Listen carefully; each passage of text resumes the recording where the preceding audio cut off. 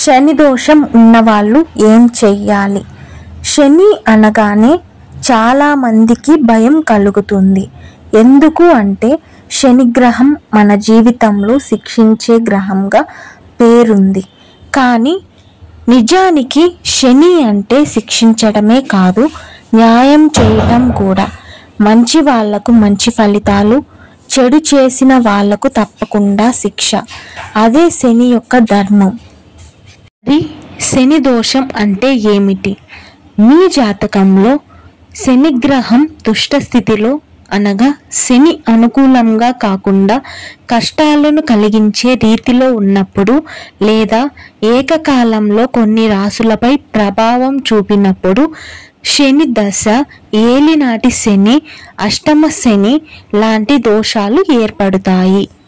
అయితే శని దోషం ఉన్న వాళ్ళకి వచ్చే లక్షణాలు ఏమిటి?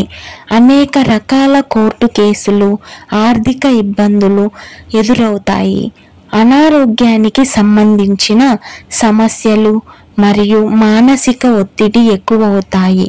అనుకోని ఆటంకాలు వచ్చి అప్పుడు మీరు చేసే పనుల్లో కొన్ని సమస్యలు ఏర్పడతాయి. మరియు శ్రమ ఎక్కువ, ఫలితం తక్కువ. సామాజికంగా ఒంటరితనం అనుభవం రావచ్చు. శని దోషం ఉన్నవాళ్ళు ఏం చేయాలి? ప్రతి శనివారం లైట్గా ఉపవాసం ఉండండి. ఉదయం నల్ల నువ్వులు, నెయ్యి కలిపిన అన్నం తిన్నా సరిపోతుంది.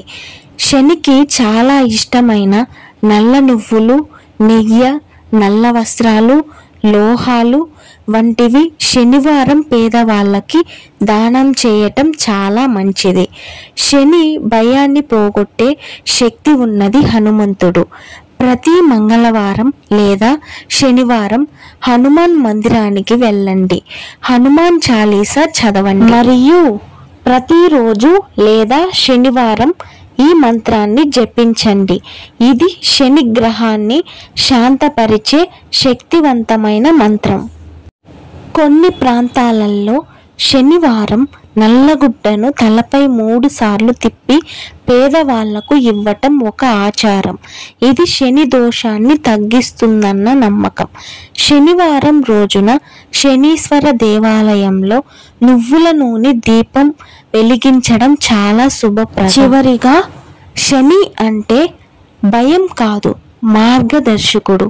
మనం తప్పులు సరిదిద్దే గురువు. అతని దృష్టిలో మనం సరైన మార్గంలో నడిచే ప్రయత్నం చేస్తే శని దోషం కూడా